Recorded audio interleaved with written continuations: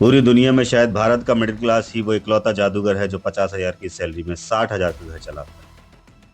हर साल फरवरी में TV screen पर एक लाल रंग का ब्रीफ केस या टैबलेट चमकता है।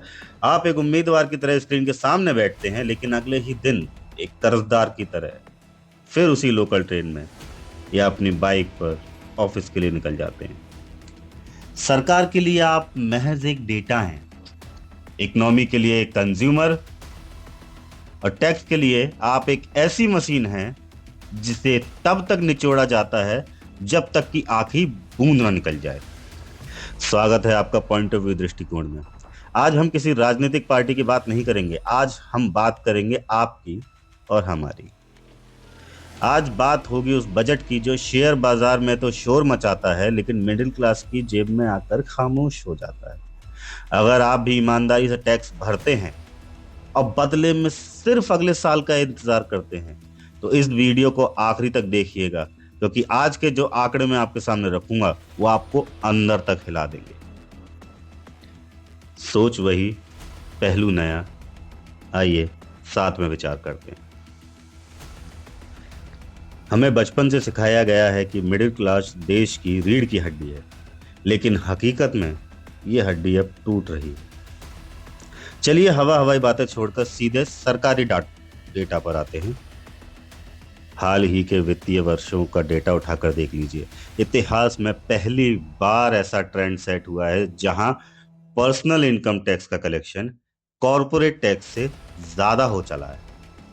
यानी इस देश को चलाने के लिए सबसे ज्यादा पैसा वो आम आदमी दे रहा है जो अपनी ईएमआई चुकाने के लिए भी कैलकुलेटर लेकर बैठता है, ना कि वो बड़ी बड़ी कंपनियां जिनके करोड़ों के लोन राइट ऑफ कर दिए जाते हैं। और रुकिए, बात सिर्फ इनकम टैक्स की नहीं है।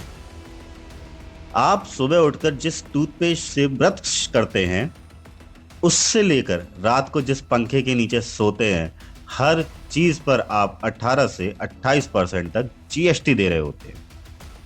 एक रिपोर्ट के मुताबिक भारत में जमा होने वाले कुल इनकम टैक्स का कुल इनडायरेक्ट टैक्स का, जीएसटी का लगभग 64% हिस्सा देश की नीचे की 50% आबादी और मिडिल क्लास से आता है। Quite strange. I am sure मैंने भी आज तक नहीं सोचा था जब तक मैंने डेटा नहीं निकाला था, और आई एम श्योर आपने भी नहीं सोचा होगा कभी इस चीज पे, लेकिन सरप्राइजिंगली ट्रू। आप अपनी कमाई पर 30% तक टैक्स देते हैं, और जो बचता है उसे खर्च करने पर 18% जीएसटी देते हैं। अगर कुछ बचाकर इन्वेस्टमेंट कर भी दिया तो उस पर लॉन्ग टर्म कैपिटल गेन्स और short term capital gains tax दे देते हैं।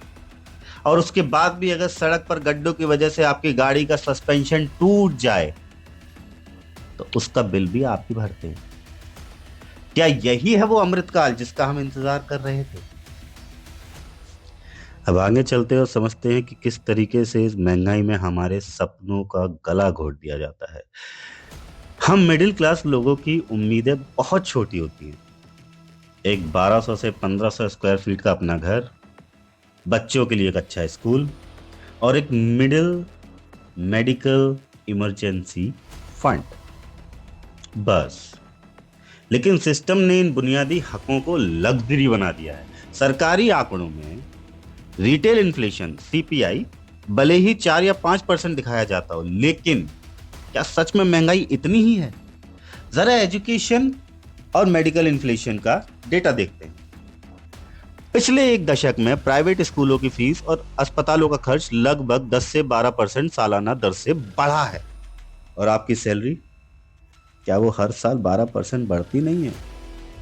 बढ़ती होगी सर, क्यों झूठ बोलते हैं? सरकार बोल रही है सर, जब ये चल रहा है तो आपकी भी बढ़ती ही होगी।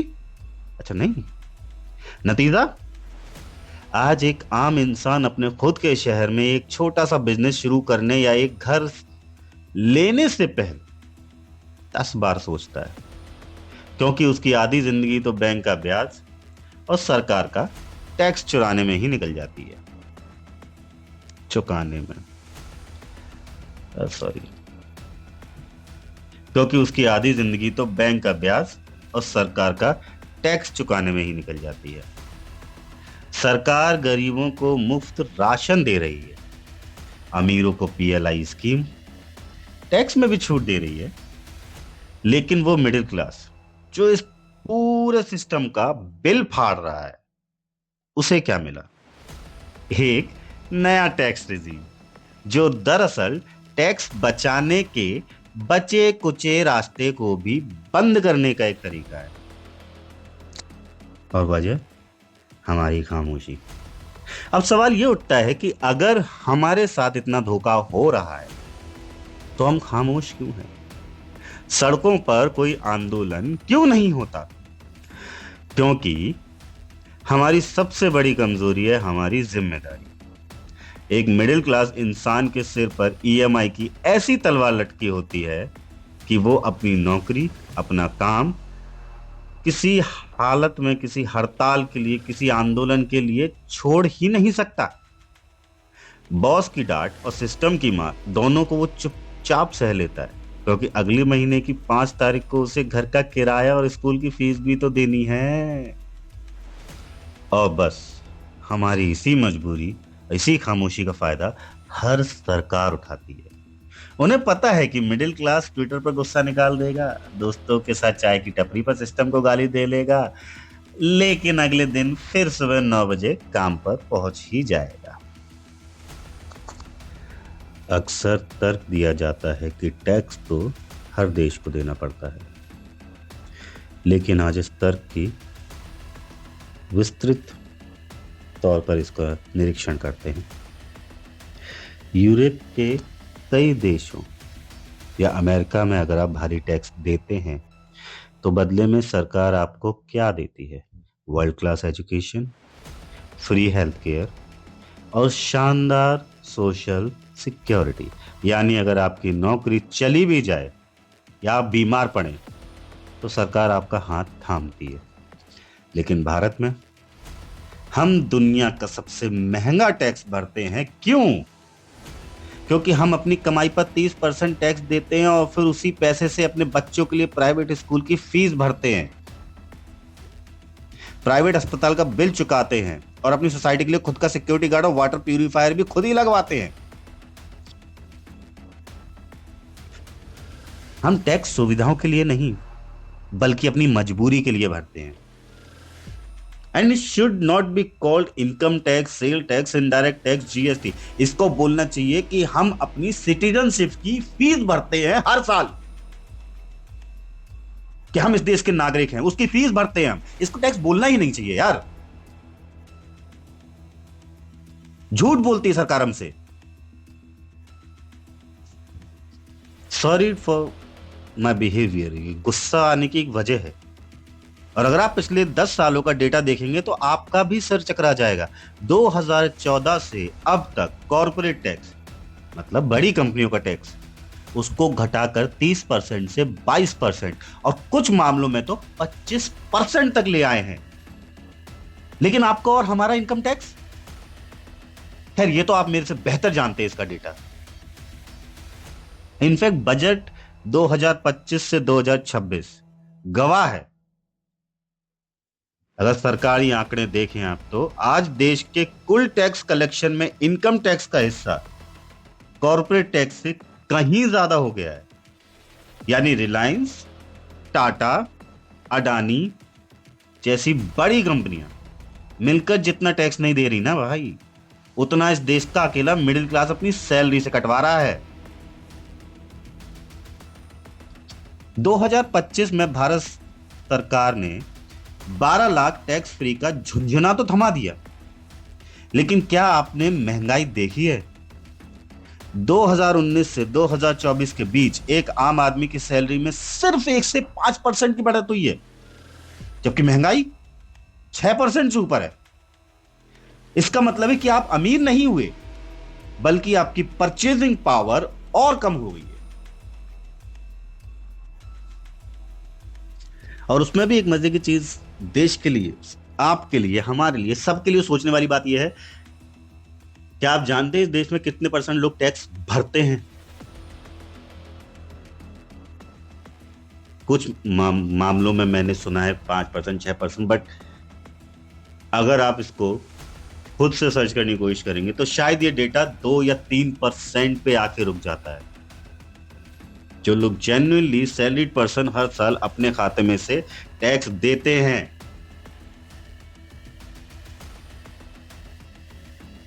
सोचने वाली बात ये है, well I am not sure at the moment कि इसमें कॉर्पोरेट इन्वॉल्व है कि नहीं है, बट मिडिल क्लास तो है। और अगर ये सिर्फ कॉर्पोरेट को हटा भी दो और अगर ये सिर्फ मिडिल क्लास का है तो भी 2% 3%। क्या देश के साथ एक मजाक नहीं है ये? $1 ट्रिलियन ऑफ इकोनॉमी हम बन चुके हैं, तीसरे चौथे नंबर पे हम आ रहे हैं। क्यों? क्योंकि 2-3% लोगों को हम चूस रहे हैं। और ये आज की बात नहीं है, आपको लग रहा होगा मैं किसी पर्टिकुलर सरकार के लिए बोल रहा हूं, नहीं। ये जब से देश बना है, आजाद हुआ है, जब से सिस्टम चल रहा है, sometimes I feel like there is some flaw in this system. क्योंकि आप हायरार्की समझिए ना दोस्त, आपके जिले का कलेक्टर आपके पास आके नहीं मिल रहा है, उसके आसपास बटरिंग करने वाले हैं जो उसको बताते हैं, ग्राउंड रिपोर्ट देते हैं, फिर वो ऊपर जाके ग्राउंड रिपोर्ट देता है, फिर उसके ऊपर जाके ग्राउंड रिपोर्ट। मेरे को तो कई बार फील होता है कि जो इस देश का प्रधान है या जो भी देश का प्रधान होता रहा है, आज तक रहे हैं, जो भी कैबिनेट में, शायद वो जनता से जुड़े ही नहीं हैं, उनको लोगों की हालत ही नहीं पता। एक हायरार्की बना रखी है, नीचे से बात जाती है ऊपर तक, ऊपर वाले का नीचे वाले का डायरेक्ट कनेक्शन है ही नहीं, समझेंगे कैसे?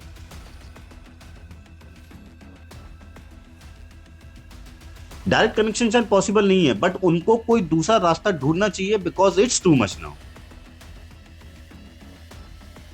एक कनेक्शन बनाना पड़ेगा, क्योंकि अभी का जो सिस्टम है वो तो वर्क होता दिखाई नहीं देता। आप किसी इंसान की अगर रीढ़ की हड्डी से ज्यादा उस पर अगर बोझ डाल देंगे ना, तो एक दिन वो टूट जाएगा, और जिस दिन ये टूटा, ये किसी के लिए अच्छा नहीं होगा। Income tax, indirect tax, GST, long term capital gain, short term capital gain, ये सब जो टैक्स का सिस्टम है, एक ऐसा चक्रव्यूह है जिसमें आपको फंसाया गया है। आपको सपनों की ईएमआई दी गई है ताकि आप सवाल ना पूछ सकें।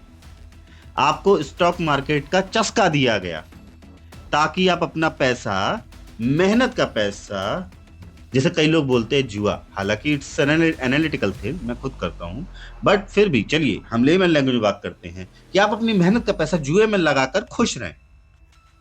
सेविंग में से थोड़ा पैसा बचा, लगा दिया, लॉस हुआ तो वो आपका, प्रॉफिट हुआ तो सरकार उसमें से हिस्सा ले जाए।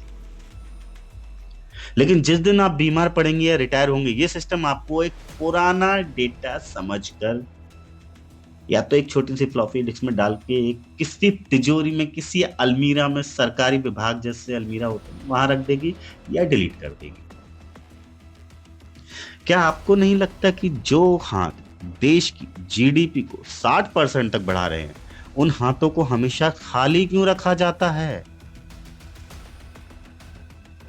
अगर आज इस वीडियो को देखकर आप अंदर से सोचने पर मजबूर हुए हैं और आपको लगता है कि मैंने वो बात रखी है जो इतने समय से आपके अंदर थी, मैंने उसको बस आवाज दी है, तो इस वीडियो को आज सिर्फ लाइक मत करें, इसे अपने उस दोस्त, उस फैमिली मेंबर तक शेयर कीजिए जो दिन रात मेहनत करके टैक्स भर रहा है और फिर भी उसको रिटर्न में सिर्फ स्ट्रगल मिल रहा है। कमेंट सेक्शन में मुझे अपनी कहानी जरूर बताएं, अगर कोई चीज रिलेटेबल लगी हो। किसी और से नहीं, आप मुझसे तो अपनी बात कह ही सकते हैं, मैं सुनूंगा भी, समझूंगा भी, आपका सहारा भी बनूंगा, मैं आपके कान बनूंगा। अगर कोई ऐसी बात है जो आप किसी से नहीं कह सकते, आप मुझसे बात कर सकते हैं, मैं हमेशा आपके लिए यहां पर हूं। और साथ ही लिखिए कि इस सिस्टम ने, इस महंगाई ने आपके कौन से सपने को मारा है, मैं हर एक कमेंट पढ़ूंगा।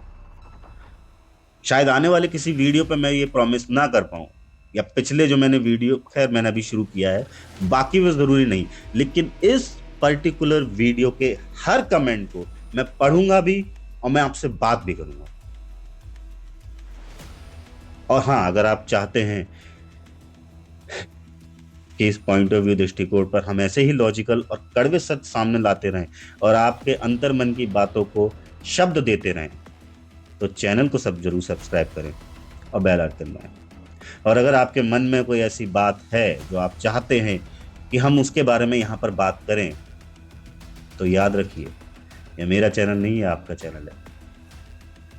मैं उस देश के हर कॉमन मैन के अंदर जो जंग चल रही है उसको आवाज देने के लिए यहाँ पे, और आप चाहते हैं कि आपके अंदर कुछ ऐसा है जिसको आवाज मिलनी चाहिए, तो आप मुझे बता सकते हैं और हम उस पर भी वीडियो बनाएंगे, हम उस पर भी बात करेंगे और कोशिश करेंगे कि आपके अंदर के जितना दर्द हो उसको यहाँ शब्दों में सबके सामने लेकर आए।